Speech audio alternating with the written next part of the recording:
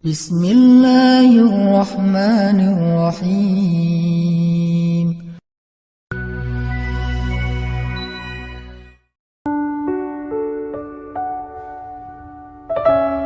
Ini juga penting teman-teman. Ternyata ya, kalau kita mau, kan orang bercanda teh pengen semangat lagi nih biar nggak bosen. Bercanda mah untuk menghilangkan sedih, bercanda mah untuk menghilangkan stres, bercanda supaya dapat energi baru kan. Ternyata ada yang lebih efektif daripada bercanda kalau kita pengen semangat lagi. Kalau kita pengen survive dari sebuah masalah, ada yang lebih efektif daripada bercanda. Walaupun bercanda itu boleh. Apa yang lebih efektif? Menangis.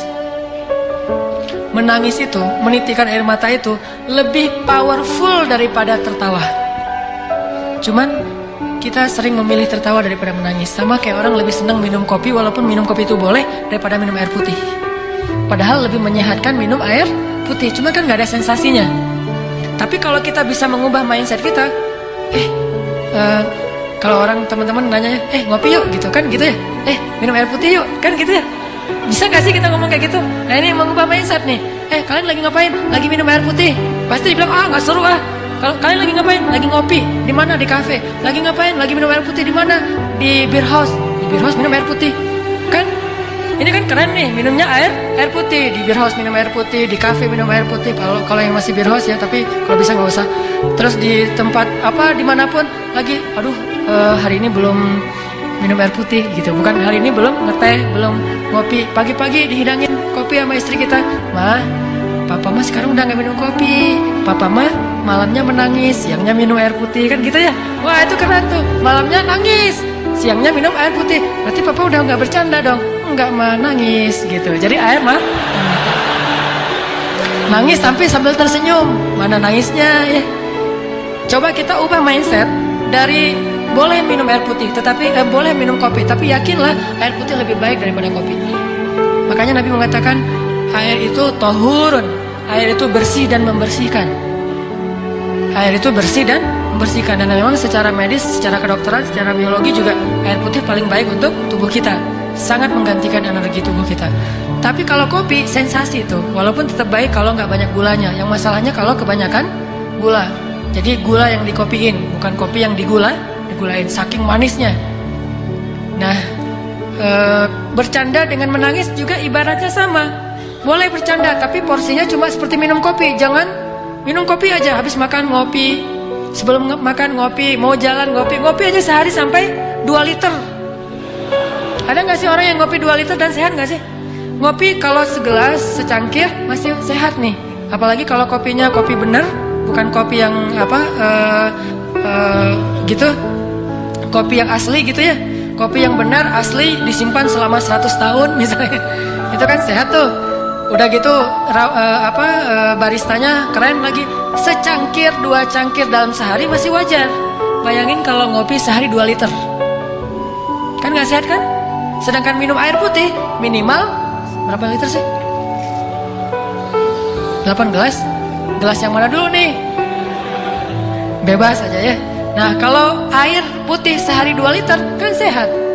Melancarkan ginjal kita juga jadi sehat, melancarkan pencernaan segala macam lah, auranya juga jadi segar gitu. Sedangkan kopi kebanyakan justru jadi eksotis kayak kopi kan ya. Kenapa kok Ustadz warnanya eksotis banget? Saya senang ngopi gitu misalnya. Kalau yang kurang eksotis berarti senang coklat. Kalau yang sangat tidak eksotis berarti senang susu. Apaan gitu ya. Intinya kebanyakan kopi itu tidak sehat, sama seperti kebanyakan bercanda. Bercanda sewajarnya, oke, bercanda secangkir, bercanda 2 cangkir, tapi bayangin kemana-mana bercanda. Sama kayak orang kemana-mana bawa botol aqua tapi isinya kopi. Ngopi lagi, nggak bagus juga buat jantung dia. Makanya sewajarnya perbanyaklah menangis. Karena menangis itu air mata kita menggugurkan dosa dan membersihkan hati yang kotor. Air mata itu seperti hujan. Kalau di Arab itu diibaratkan hujan itu membersihkan rumah, daun-daun dari debu. Karena mereka mah padang pasir, daun banyak yang berdebu dibersihkan oleh air hujan. Maka begitulah air mata membersihkan hati seseorang. Coba nanti bayangin bedanya kesan habis ketawa sama habis nangis. Habis ketawa seru tapi capek. Ketawa aduh capek juga ya ketawa ya. Capek kan? Tapi kalau menangis, insya Allah nggak akan capek. Kalau nangisnya karena dosa-dosa, nangisnya karena ingat Allah, nangisnya karena ingat akhirat, itu nggak akan capek. Justru habis nangis semangat tuh. Beda banget kesannya habis nangis sama habis ketawa. Makanya ketawanya jangan kebanyakan. Nabi mengatakan, kalau kalian melihat apa yang aku lihat, kalian akan sedikit tertawa. Boleh ketawa tapi sedikit, dan banyak menangis. Makanya kalau teman-teman belajar, saya juga lagi belajar nih, lagi galau nangis, nggak apa-apa nangisnya, tapi bukan karena masalah itu, karena ya Allah, ingat dosa-dosa, ingat akhirat, baca ayat-ayat tentang la uqsimu biyaumil qiyamah wa la uqsimu bin nafsil lawwamah. Kita baca ayat itu, kita renungin, nanti saya pada hari itu gimana ya nasib saya. Coba bayangin nasib kita ketika bangkit dari kubur, kita jadi apa tuh? Ketika bisa menangis, berarti mata kita termasuk mata yang diberkahi. Justru salah satu di antara bukti seseorang itu jauh dari Allah, dia matanya menjadi beku, tidak pernah bisa menangis. Dan setelah menangis, pasti kesannya berbeda ketimbang setelah ketawa. Makanya kalau disuruh milih, banyakan mana? Banyakan nangis deh. Tapi kenyataannya kita dalam sehari lebih banyak tertawa, hampir tidak pernah menangis. Tunggu nangis kalau udah banyak masalah banget baru nangis. Dan kita waktu itu akan melihat, ketika kita banyak menangis, kita doanya lebih khusyuk, sholatnya lebih khusyuk, ngajinya lebih banyak kan ya, energinya nambah kalau kita nangis, kayak dicas gitu. Sedangkan kalau ketawa jadi males. Sampai Nabi mengatakan kebanyakan ketawa itu bisa mematikan rasa di hati kita, gak bisa lagi mendengar kebaikan. Orang kalau udah ketawa terus dinasihatin, pasti dia nolak, bantah tuh. Makanya jangan kebanyakan ketawa, boleh tapi jangan kebanyakan. Itulah teman-teman fikih ketawa.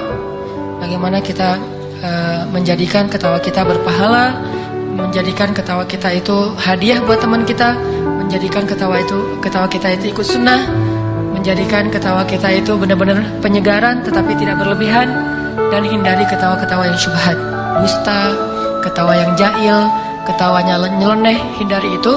Dan jangan juga terlalu banyak sehingga kita tetap bisa menangis di malam hari.